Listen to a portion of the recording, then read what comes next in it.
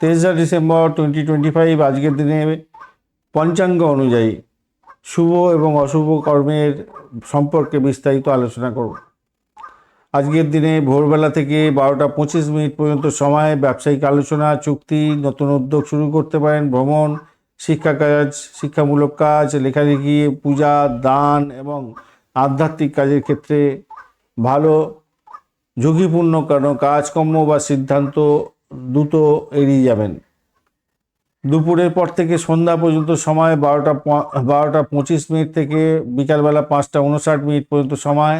শিব পূজা করুন, আধ্যাত্মিক কাজকর্ম, উপবাস, দায়িত্বপূর্ণ কাজ, কর্তব্য পালন, ভ্রমণ এবং সামাজিক কাজে সাফল্য পাবেন।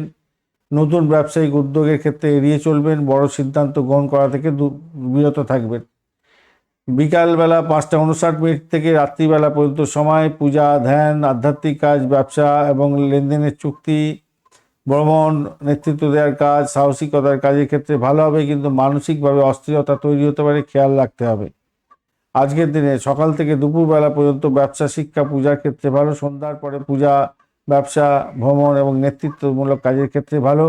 4টে 57 মিনিট থেকে 4টে 57 মিনিট পর্যন্ত বিভিন্ন ধরনের বাধা বিপত্তির মধ্যে দিয়ে, মানসিক অস্থিরতার মধ্যে দিয়ে যেতে হবে, এটা খেয়াল রেখে চলবেন।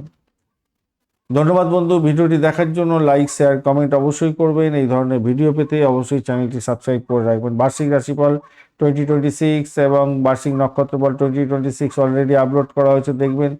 মাসিক রাশিফল ডিসেম্বর 2025 অলরেডি আপলোড করে দেওয়া হয়েছে, অবশ্যই দেখবেন।